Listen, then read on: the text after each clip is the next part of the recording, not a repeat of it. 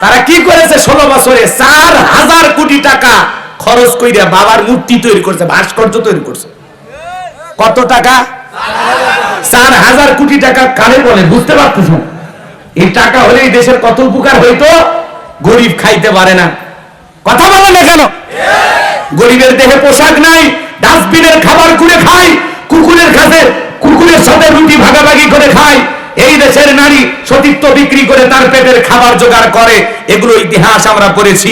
পরনে মানুষের কাপড় নাই, শীতের কম্বল নাই, হাজার হাজার মানুষ কাতরায়। আর বাপের নামে 4500 কোটি টাকা খরচ করে ভাস্কর্য যারা বানিয়েছে, এরা কখনো দেশপ্রেমিক হতে পারে না, পারে না, পারে না, পারে না। কিসের দেশপ্রেম দেখেন আপনারা? গরিব খাইতে পারে না, গরিবের শরীরে পোশাক নাই, গরিবের ঘর নাই, বাড়ি নাই, আর বাপের নামে ভাস্কর্য বানান। কথা বলেন না কেন আপনারা? এগুলো টাকা যদি গরিব দুঃখীদের মাঝে বন্টন করে দেওয়া হতো, কত পরিবার স্বাবলম্বী হয়ে যেত আপনি টের পাচ্ছেন? এই টাকাটা কারো বাপদাদার সম্পত্তির টাকা নাই, প্রত্যেকটা টাকা এই দেশের জনগণের। পদ্মা সেতু কার টাকা দেওয়া হয়েছে? জনগণের টাকা দিয়েছে। মেট্রো রেল কার টাকা দেওয়া হয়েছে? জনগণের টাকা দিয়েছে। যত উন্নয়ন সব এই দেশের জনগণের টাকা দিয়ে হয়েছে। আর যে পরিমাণে দুর্নীতি করেছে ওটা তো বলাই যাবে না। 11 লক্ষ কোটি টাকা বিদেশে পাচার করেছে, 93 বিলিয়ন ডলার ঋণের বোঝা মাথায় চাপিয়ে দিয়ে ওরা পালিয়ে গেছে।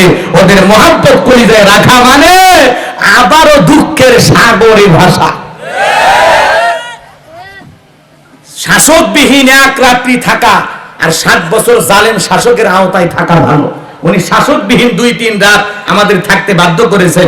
ওই 2-3 রাতে কত লুটপাট হয়ে গেছে, কত মারামারি, হাঙ্গামা, ফেতনা ফাসাদ, ঘর বাড়িতে আগুন, বিভিন্ন জায়গায় নানান ধরনের অপ্রীতিকর ঘটনা ঘটছে।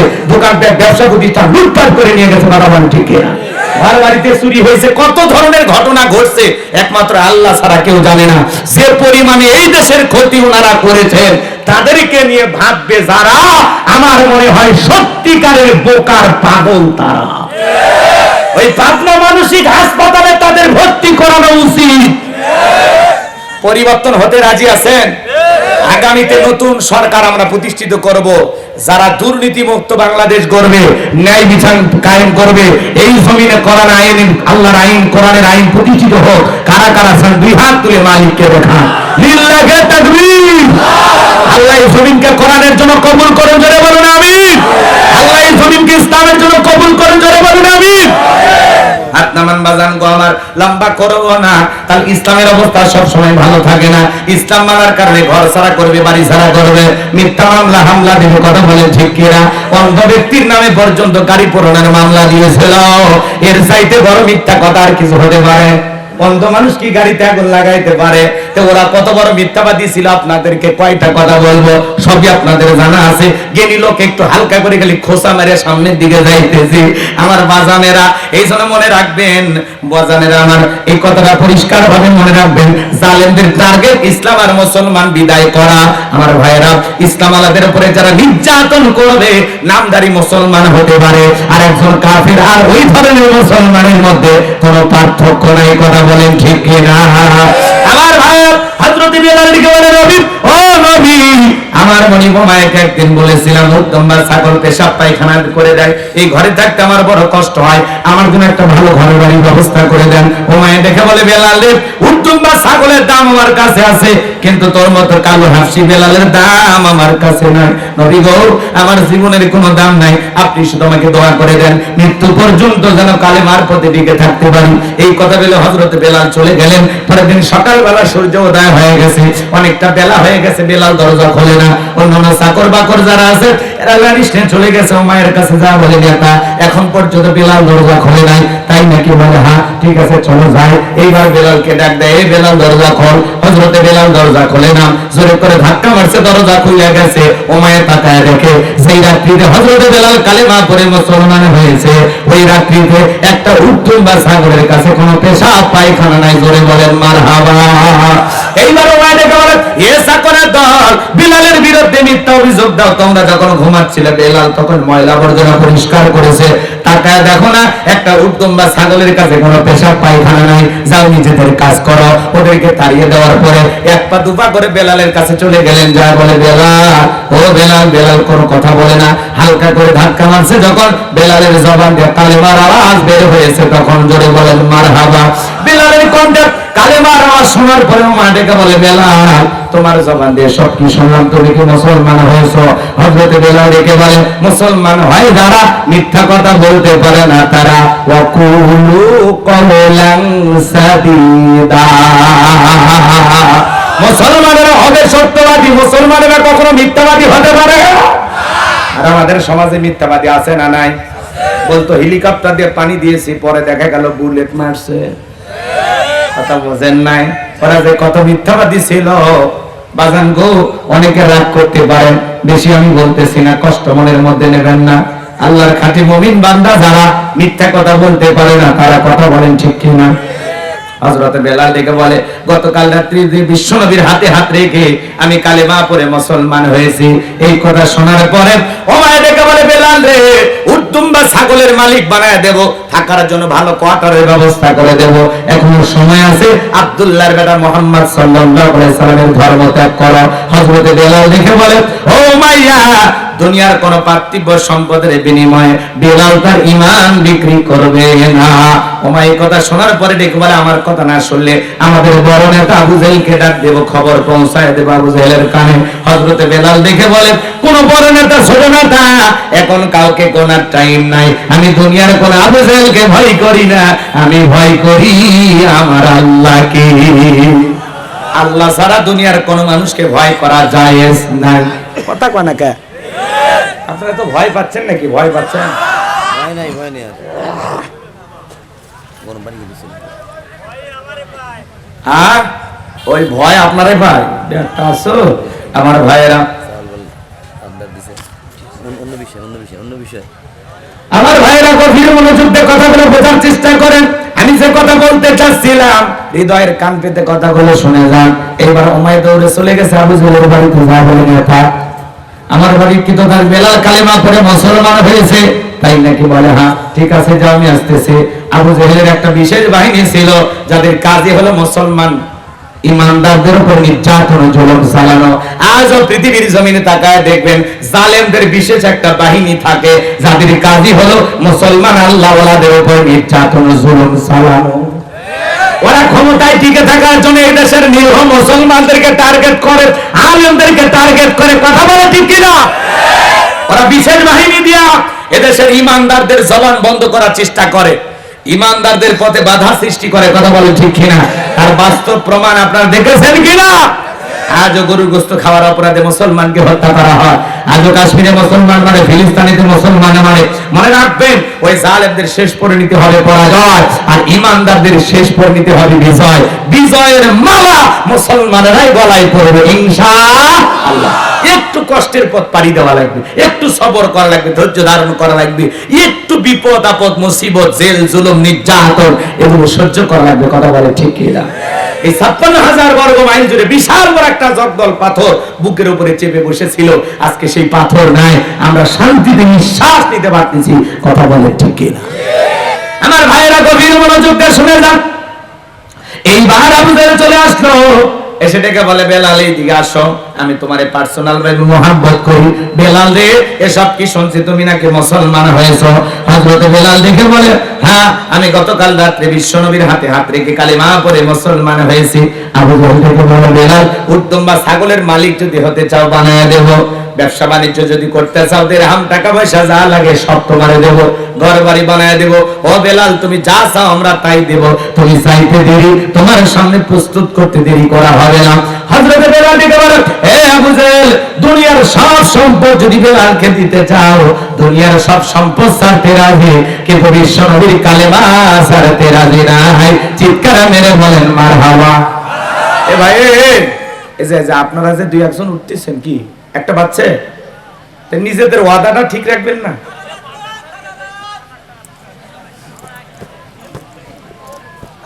না কষ্ট হইলে বলেন, আমিও ছেড়ে দিই, আপনারাও বাঁচেন। জুমার রাত বেশি কষ্ট দিব না আপনাদের। ওটা ভাষা করবেন না, নিজেদের ওয়াদা ঠিক রাখবেন। আমি বলছি না ওয়াদা ভঙ্গ করা কিসের লক্ষণ? আপনার ওয়াদা আপনি খেলাফ করবেন কেন? সামান্য কয়েক মিনিটের জন্য বীরের মতো বসে থাকেন, শেষ পর্যন্ত মজা পাবেন। খারাপ লাগে নাকি?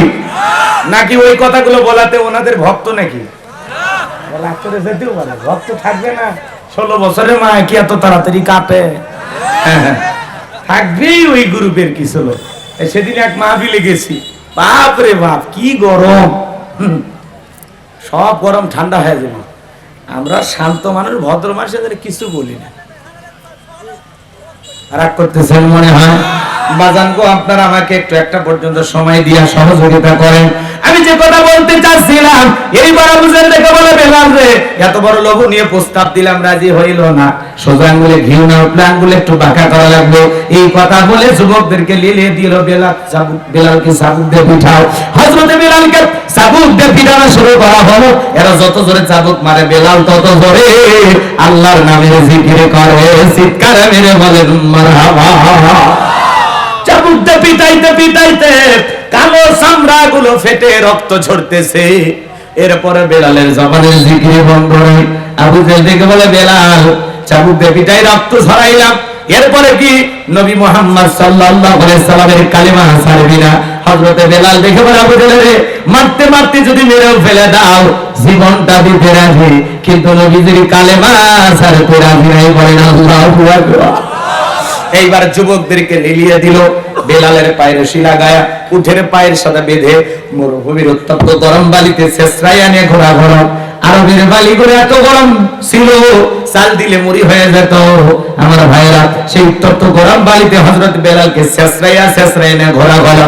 বাবলা গাছের কাটা গুলো জিব্বার ভিতরে পিরিগের মতো মারা গেলো। বিকেল বেলা নিয়ে এসে বলে, বেলাল চাবুক দিয়ে পিটাইলাম, পায়ের শিলা গায়ে ঘুরলাম, এত নির্যাতন জুলুম করা হলো রে বেলাল, তারপরে কি নবী মুহাম্মদ সাল্লাল্লাহু আলাইহি সাল্লামের কালেমা ছাড়বি না? হযরতে বেলাল দেখে বলে, আবু জেহেল রে, মারতে মারতে যদি মেরে ফেলে দাও, বেলালের নিঃশ্বাস থাকবে যতদিন, বেলাল ইসলামের পথে টিকে থাকবে ততদিন। বলেন আল্লাহু আকবার। এইবার সবাইকে মিলে আবু জেহেল দেখে বলে, এই যুবকের দল, যাও বিশাল বড় একটা পাথর নিয়ে এসে বেলালের বুকের উপরে চাপায়া দাও। বেলালের বুকের উপরে বিশাল বড় একটা পাথর চাপায়া দিয়া আবু জেহেল মনে মনে ভাবলো, এই পাথরের চাপার আঘাতে বেলাল মারা যাবে। এই কথা ভেবে আবু জেহেল চলে গেল। বেলালের বুকের উপরে বিশাল বড় পাথর, এরপরে চোখের পানি ছেড়ে দিয়া জিহ্বা নাড়ায়া জিকির করে কার? আপনাকে তো জিকির করার জন্য কেউ পিটায় না, মারে না, ধমক দেয় না, পাথর তুলে দেয় না, বেলালের মতো চাবুক দিয়ে পিঠায় না। ইসলামের প্রথম মুয়াজ্জিন বেলাল জিকির করার কারণে, কালেমা পড়ার কারণে, ইসলাম ধর্ম গ্রহণ করার কারণে কি নির্যাতন জুলুম সইতেছে, কথা বলেন ঠিক না? রাগ করতেছেন আপনারা? জিকিরকে তো উঠতে উঠতে বসতে বসতে সব সময় করা যায়। মাঠে কাজ করতেছেন, জিকির করা যায়। দোকানদারি করতেছেন, জিকির করা যায়। রিকশা ভ্যান চালাতেছেন, জিকির করা যায়। জিকির করার জন্য আলাদা সময় লাগবে না। হাদিস শরীফের ভিতরে আছে, যার জিহ্বাটা আল্লাহর জিকিরে ভিজা থাকবে, ওই জিহ্বাওয়ালা মানুষ কোনদিন জাহান্নামের আগুনে জ্বলবে না। ফাযকুরুনি আযকুরুকুম ওয়াশকুরুলি ওয়ালা তাকফুরুন। তোমরা আমারে স্মরণ করো, আমি আল্লাহ তোমাদেরকে স্মরণ করব। কৃতজ্ঞতা প্রকাশ করো, অকৃতজ্ঞ হয়ো না। তাহলে সব সময় জবানে জিকির থাকবে কার? সুবহানাল্লাহ, আলহামদুলিল্লাহ, লা ইলাহা ইল্লাল্লাহ, সুবহানাল্লাহ।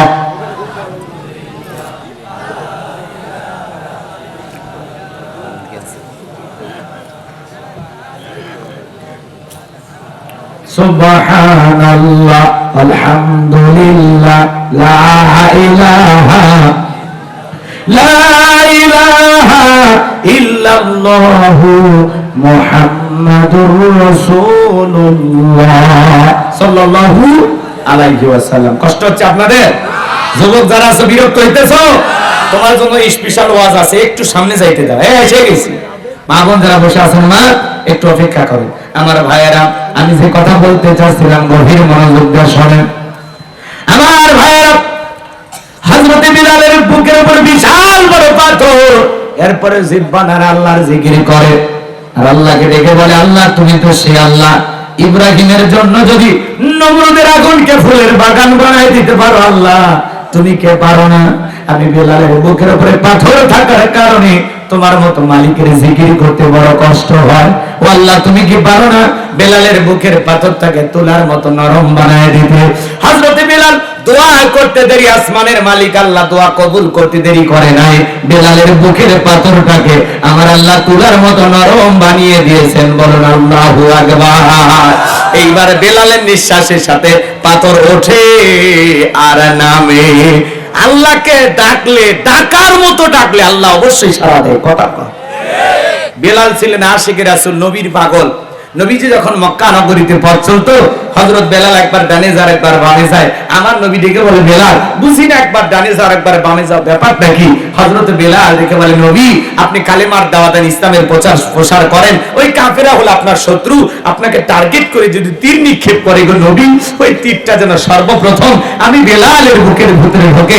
আমি বেলাল মারা গেলে ইসলামের ক্ষতি হবে না, আপনি নবী মারা গেলে ইসলাম আর মাথা উঁচু করে সামনের দিকে দাঁড়াতে পারবে না। চিৎকার মেরে বলুন আল্লাহু আকবার।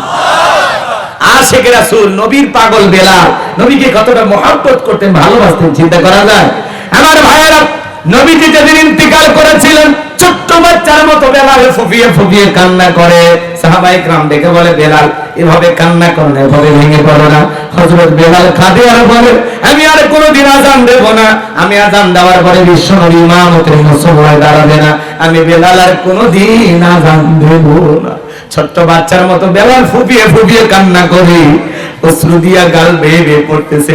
নবীজি সোমবারের দিন ইন্তিকাল করলেন, বুধবারের দিনে তামাম পৃথিবীর উম্মতকে কাঁদিয়ে নবীজির দাফন সম্পন্ন করা হলো। বেলাল দেখে বলে, আমি মদিনায় থাকবো না, মদিনায় থাকলে আমি পাগল হয়ে যাব। মদিনা ছেড়ে চলে গেলেন দামেস্কে। বাজানো আমার 6টি মাস অতিবাহিত হয়ে যাওয়ার পরে ঘুমের ঘরে আমার নবী বেলালকে স্বপ্নে ডাইকে বলে, বেলাল কত মানুষ দূর দূরান্ত থেকে আইসা আমি নবীর কবরের পাশে দাঁড়ায় সালাম দেয়, হে বেলাল আয় আয় একবার মদিনায় আইসা আমি নবীর রওজা পাখে দাঁড়ায় সালাম দিয়া যা। হে বেলাল আয় আয় মদিনায় আয়। নবীজি যখন ঘুমের ঘরে বেলালকে স্বপ্নে ডাক দিলেন, আমার ভাইরা হযরত বেলাল আর দেরি করলেন না। পরের দিন সকালবেলায় মদিনায় চলে আসলেন। সাহাবায়ে কেরাম দেখে বলে, বেলাল কতদিন হয়ে গেল তোমার কণ্ঠে আযান শুনে, একবার আযান দাও। হযরত বেলাল দেখে বলে, না আমি আযান দেওয়ার পরে নবীজি ইমামতির মুসল্লায় দাঁড়াবেন, আমি বেলাল আর কোনোদিন আযান দেব না। ছোট ছোট বাচ্চারা পর্যন্ত ভিড় জমাইছে, শত শত মানুষ চতুর্দিক দিয়ে বেলালকে দেখার জন্য আসতেছে। নবীর নাতি হাসান আর হুসাইন দুইটা ভাই দুইটা হাত ধরে রেখে বলে, ও নানু ভাই, নানু চলে গেছে, তুমি আমাদেরকে ছেড়ে চলে গেছো, ও নানু ভাই দাও না একবার আযান দাও, আমি হুসাইন কতদিন হয়ে গেল তোমার আযান শুনি না। হযরতে হুসাইন যখন হাতটা ধরে নানু ভাই বলে ডাক দেয়, বেলাল তাকায় দেখে হোসাইনের চেহারার উপরে মনে হয় বিশ্ব নবীর চেহারা মোবারক ভেসে উঠেছে। মনে হয় মদিনা নবী ডাইকে বলে, বেলাল দেখ একবার আযান দে, আমি নবীর কতদিন হয়ে গেল তোর কণ্ঠে আযান শুনতে পাই না। হযরতে হোসাইন যখন হাতটা ধরে নানু ভাই বলে ডাক দেয়, ও নানু ভাই দাও না একবার আযান দাও। হোসাইনের অনুরোধ আর ফেলাইতে পারলেন না। 6 মাস পরে বেলাল মদিনায় এসে আযান দিলেন। যখনই বলেছেন আশহাদু আন্না মুহাম্মাদার রাসূলুল্লাহ, যখনই রাসূলের নামটা বেলাল বলতে গেলেন, বেলাল জমিনে অজ্ঞান হয়ে পড়ে গেল। নবীকে কত ভালোবাসতেন বেলাল, ঘটনা আরো সামনে আছে, আমি সামনে যেতে পারলাম না। আমার ভাইয়েরা, ইসলাম আমাদের উপর নির্যাতন জুলুম, বেলালের উপর নির্যাতন জুলুম। আমার নবী থেকে বড় বকর, বেলালের কষ্টের কথা আমার সহ্য হয় না, যাও যাও তুমি আমার বেলালের জন্য একটা কিছু করো। হযরত আবু বকর সিদ্দিক রাদিয়াল্লাহু তাআলা আনহু কয়েক গুণ দাম বেশি দিয়া গোলামীর জীবন থেকে, উমায়ের কাছ থেকে হযরত বেলালকে আজাদ করলেন, মুক্ত করলেন। বলেন আল্লাহু আকবার। এই যখন ইসলামের অবস্থা, একদিকে সন্তান হারানোর ব্যাপার, অন্যদিকে সাহাবায়ে কেরামদের উপর নির্যাতন জুলুম। নবীজির মনটা যখন খারাপ, বলেন তো নবীর যখন মন খারাপ, নবীকে সান্ত্বনা দেওয়ার দায়িত্ব কার? আরেকটু জোরে ডাক দিয়ে বলেন কে?